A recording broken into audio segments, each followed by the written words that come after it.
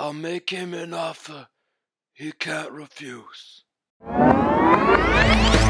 Hyperdrive MTG. What's up, ladies and gentlemen? Hyperdrive MTG here. I'm your host, Austin, and today I am going to be discussing with you guys my favorite spoilers from the new set of Magic, Streets of New Capenna. Let's get right into it. So just letting you know, these are spoilers from the new set of Magic, Streets of New Capenna. If you do not want spoilers, please leave the video now. For those of you who want to stay for these 6 spoilers and my best choices for cards of this set, let's get right into it. So as with all my spoiler reviews, I'm going to be rating each card based on my opinion of bad, good, or insane. If a card is bad, it is either unplayable or so niche that it has very few uses in most implements or formats of Magic. If a card is good, it is playable and may have many uses in many formats of Magic. And if a card is insane, it should have never been printed and can be played in almost any deck. I will be discussing each spoiler in order of color and then card type. First up is white. Red Crescendo is a very useful card. Being instant speed to make tokens and give your creatures indestructible until end of turn is very good in a token deck. I'm going to rate this card good because giving your tokens indestructible in addition to getting more tokens at instant speed is very powerful. The flavor of this set is very strong. Citizen's Crowbar is not a good card by any means, but it is very flavorful in terms of the mafia and gangster theme of Streets of New Capenna. I rate this card bad, however I love the flavor. Let's move on to blue cards. Being a gangster-themed set, it is only right that The Godfather would be heavily referenced in this set. An offer you can't refuse is a classic line from The Godfather, and it goes along well with a counterspell that is actually very good. This is going to be better than Spell Pierce in most decks, and even Swan Song in Commander at times. I rate this card good. Yet another Godfather reference. This card I mostly like for its flavor. I don't think the card is that excellent in itself, but is still pretty cool. I rate this card bad. A Strictly Better Traumatize is amazing. This card is good. Sadly, there were no black cards that I like this set, so no black cards today. Moving on to red cards. This card is really good at 2 mana. Determined Iteration is going to be really good in Riona Fire Dancer decks, and just about any token build that wants to have extra tokens. I rate this card good.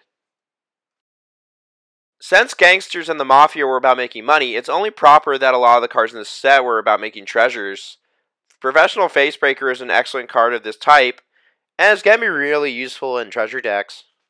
It should also be noted this is fairly decent impulse draw in red as well. You can draw a lot of cards with this card. This card's pretty great. I rate it good.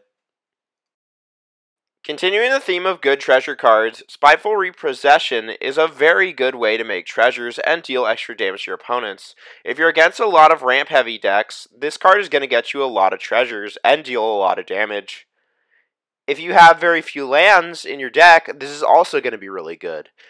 I would heavily suggest running it if you have a low land count. This card's awesome. I rate it good. Like any gangster movie, it's only right that we have a getaway car. Horde Hauler is a very good card, and the more artifacts that your opponents run, the better it's going to be.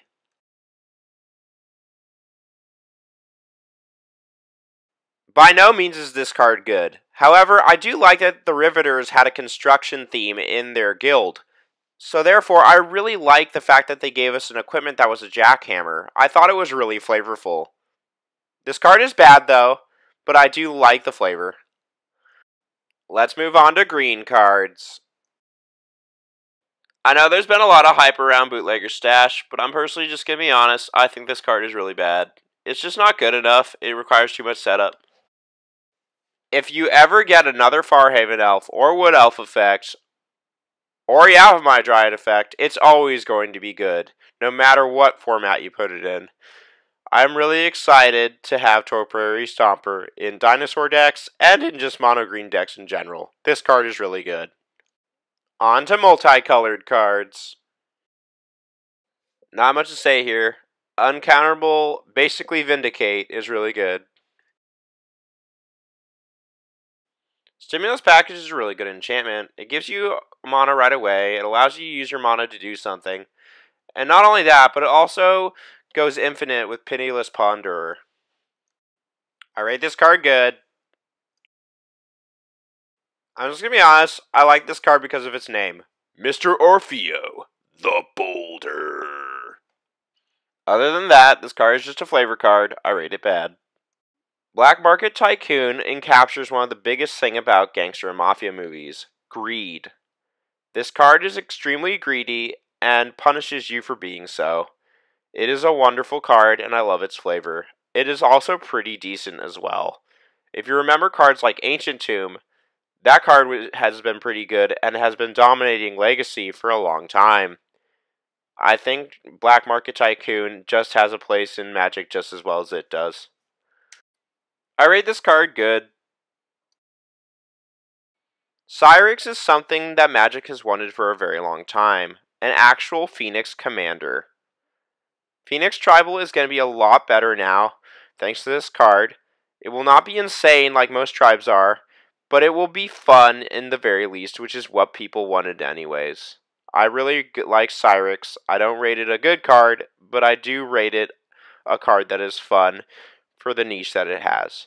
Therefore, it will be bad. And last up today, Colorless Cards. Over the past couple weeks, Luxor, Gadia's Gift, has already been breaking Modern and doing insane things there with Devoted Druid. However, that's not why I like this card. The fact why this card is really cool is because it allows you to do some really stupid and interesting interactions with Planeswalkers.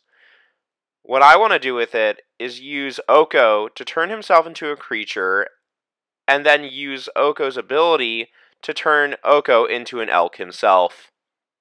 I think it'd be really hilarious and a good meme. This card's really fun. I rate it insane. Ladies and gentlemen, that's all I got for you today. Hope you enjoyed my spoiler review. I really liked this set for its flavor, not for the power level that it was, because overall, the power level of this set was relatively low. However, the flavor was spicy. I really hope you guys enjoyed the set as much as I did, and I hope you guys will be ready for Commander Legends Baldur's Gate when it is coming out. As always, I hope you guys have a wonderful day. Make sure to leave any questions or comments in the comments below. Make sure to like, share, and subscribe.